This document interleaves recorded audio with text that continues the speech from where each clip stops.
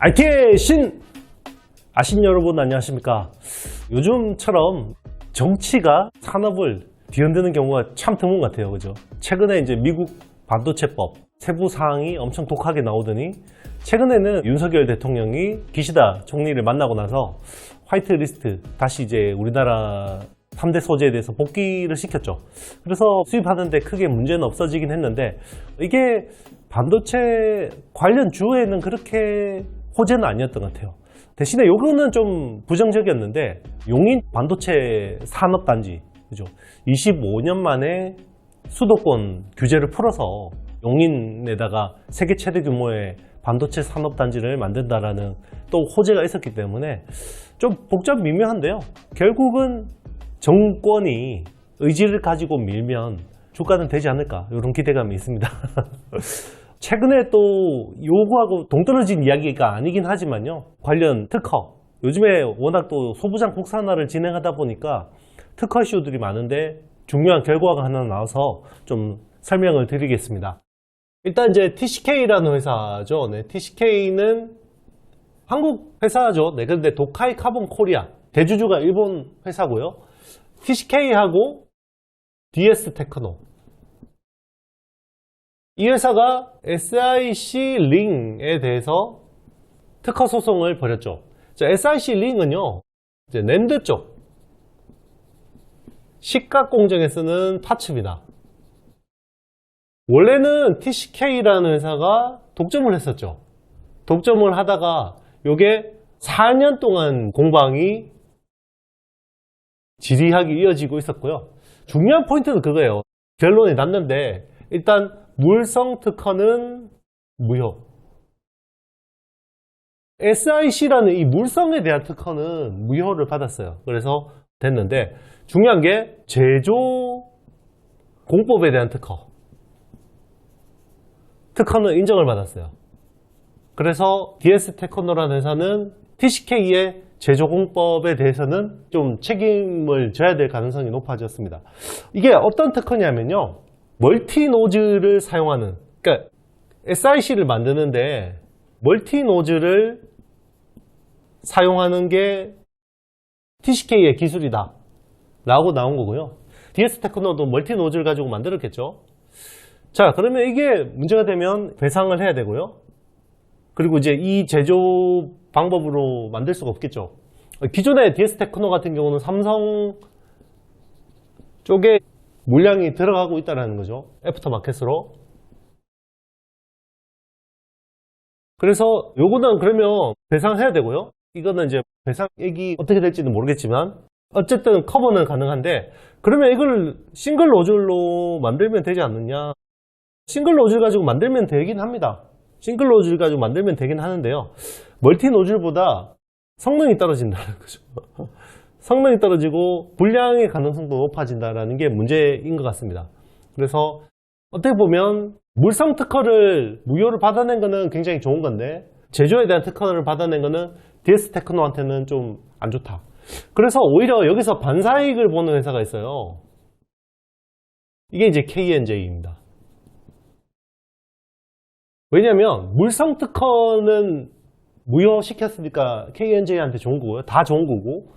자, 제조에 대한 방법이 KNJ는 TCK 방법하고 다르기 때문에 KNJ 같은 경우 원래 MOCVD 옛날에 LED 쪽을 만들 때 있던 기술 가지고 시프팅한 거기 때문에 CVD 방식으로 주로 합니다. 그렇기 때문에 여기하고 좀 공법이 다르죠. 그래서 KNJ 같은 경우는 제가 2주 전에 한번 분석한 자료가 있기 때문에 오늘 새로 다시 분석하지는 않겠습니다만은 KNJ 같은 경우는 SIC 쪽에 대한 제조에 대한 업력이 거의 TCK하고 비슷한 수준이에요. 그렇기 때문에 아마 제조나 이런 쪽에 대해서는 특허가 문제 없을 거다라는 생각이 들고 있고요. 그리고 원래 KNJ라는 회사가 장비 쪽 소프트웨어 하던 회사였어요. 소프트웨어 하던 회사였는데 이게 디스플레이 쪽 고객사를 인수합병한 거죠. 네, 디스플레이 장비 회사를 인수를 했고 그 뒤에 SIC 쪽 링을 만드는 회사를 인수를 한 거예요. 그래서 KNJ 아마 창업주의 성함의 이니셜을 따서 만든 걸로 알고 있고 지금 현재 대표 심호섭 대표님의 S하고는 상관없는 거죠. 그래서 아마 이쪽으로는 반사이익을 볼 거다. 그래서 올해 23년 삼성향 매출이 한 410억 정도를 기대를 했어요. 그런데 요게 DS 테크노까지 물량을 가져오면 한 580억까지 늘어날 수 있겠다. 요게 이미 시장에 프라이싱 된 것 같습니다. 지금 이게 아직 모르니까 살아있는 이야기 아니에요. 이게 프라이싱 되면서 최근에 좀 주가를 끌어올리지 않았나 이런 생각이 듭니다. 그리고 또 최근에 중요한 특허 이슈가 있죠. 하이케이 쪽, 전구체 쪽에 특허 이슈가 있습니다. 지금 일본의 트리캠이 여기 중요하게 부상하고 있는데, 트리캠 같은 경우는 SK하고 합작사를 만들어서 SK 하이닉스 쪽에 납품하고 있죠. 쪽에 납품하고 있는데, 요 특허가 지금 삼성향 같은 경우는 일본의 아데카라는 회사가 납품을 하고 있거든요. 그래서 지금 SK 하이닉스 쪽은 트리캠, 삼성향은 아데카라고 지금 하고 있는데, 여기에 또 이제 SK 하이닉스 쪽으로는 레이크 머티리얼즈, 그리고 메카로는 요 전구체 부분을 팔았죠. 그래서 버슘이라는 회사 지금 이걸 하고 있는 거고요. 그리고 지금 아데카 쪽에 이거를 국산화하려고 하는 게 DNF. 요게 이슈가 있어요. 자, 지금 확인이 안 되는데 업계에서 도는 썰이 트리캠이 원천 특허를 가지고 있다. 그래서 아데카가 이거를 라이선스해서 쓰고 있다. 그래서 국산화를 하는 업체들이 다 이쪽 트리캠 쪽에 특허가 걸릴 수밖에 없다. 이런 이야기를 하고 있어요. 이게 지금 하프늄 쪽 이야기를 하고 있는 거고, 물론 이제 하프늄 같은 경우는 1A, 1B 이런 데서 되게 중요한 공정이죠. 14나노, 12나노 디램에서 굉장히 중요한 카패시터를 이제 쌓아주는 막에 쓰이는 거죠. 지금 ALD를 가지고 원자층 증착 가지고 이 하프늄을 해야 되는데, 이 하프늄에 대한 원천 특허가 트리캠에 있고 요게 아데카까지 걸려있다, 이런 썰이 도니까 주가들이 좀 지지부진했는데, 반대로 지금 레이크 머티리얼즈는 확 이게 올랐어요. 그래서 이거를 뭐 누가 확인을 해주지 않죠. 아데카가 트리캠에 라이선스 해주는지 쓰는지 이게 팩트인지 몰라요. 이 팩트냐? 확인을 안 해주죠. 그리고 국산화에 문제가 있냐? 이것도 이제 모르는 거죠. 최근에 그리고 지금 SK 트리캠 같은 경우는 하이닉스 양으로 지르코늄 쪽에 전구체가 또 불량 이슈가 있었단 말이에요. 지금 굉장히 복잡하게 얽혀 있는데, 지금 주가로 보면 이건 확인은 안 되니까 누가 혹시 팩트를 알고 계시는 분 있으면 좀 댓글이나 달아주시면 도움이 될 것 같아요. 자, 요게 레이크 머티리얼즈가 수혜를 보는 그림으로 가는 것 같다, 이런 주가로 보면 좀 그런 느낌이 있습니다. 이런 것들도 지금 다 어떻게 보면 아베 소부장 사태 이후로 국산화 이슈로 인해서 또 발생하는 파생 문제라고 볼 수 있는 거죠. 자, 그래서 제가 오랜만에 TCK 한번 분석해 보도록 하겠습니다.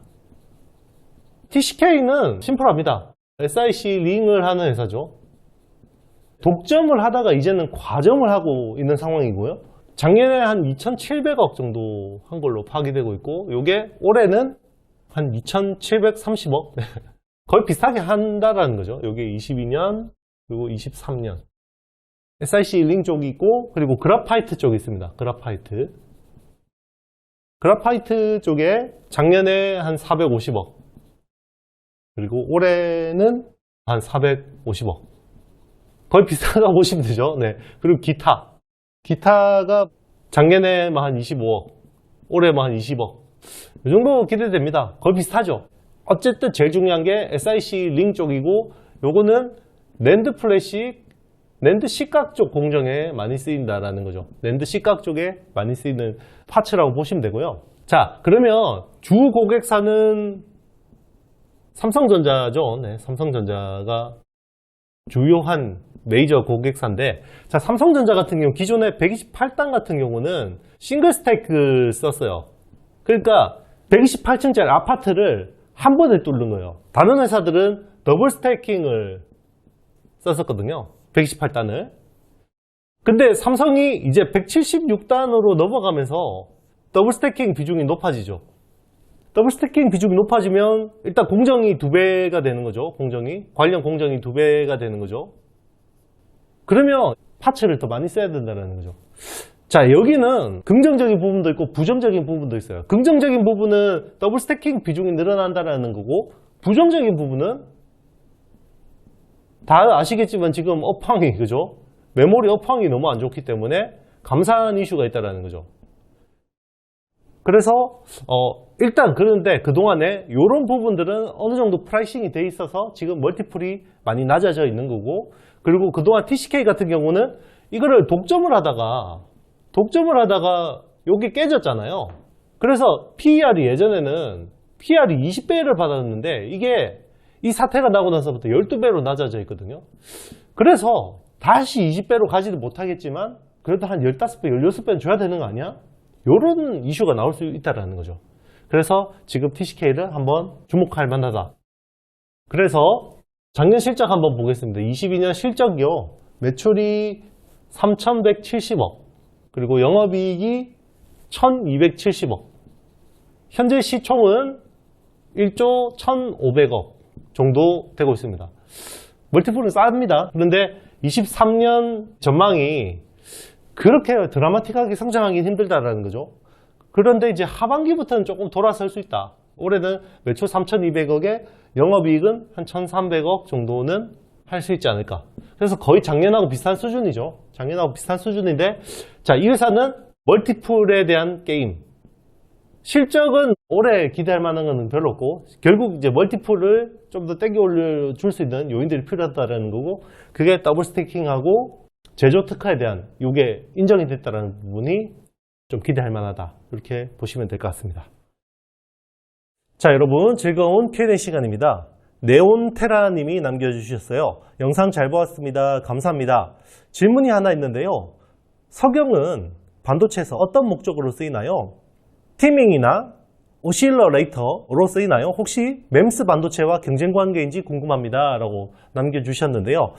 이 석영이라는 건 쿼츠죠. 네, 석영은 쿼츠입니다.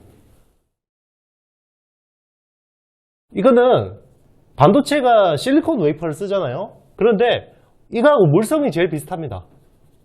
비슷해서 어지간한 거는 쿼츠를 많이 써요. 대부분 반도체 쪽에서 쓰이는 파츠라고 하면 이게 연간 한 5조, 6조 시장이 되는데 이중에서 7, 80%가 쿼츠라고 생각하시면 되고요. 이게 물성이 비슷해서 오염이나 이런 것들이 별로 없어요. 그래서 파츠로도 많이 쓰이고요. 웨이퍼 캐리어, 그리고 뭐 비커, 이런 거 같은 관 같은 거 있잖아요. 이런 건데도 대부분 쿼츠를 많이 씁니다. 그래서 원익 QNC가 쿼츠 앤 세라믹이잖아요. 그래서 세계 1위의 쿼츠 업체, 반도체 파츠용 쿼츠 업체라고 보시면 됩니다. 오늘 준비한 영상은 여기까지고요. 네, 오늘 영상이 마음에 드셨다면 좋아요, 구독, 알림, 댓글 많이 좀 남겨주시고요. 저는 다음 시간에 더 좋은 영상으로 찾아뵙도록 하겠습니다. 여러분 안녕.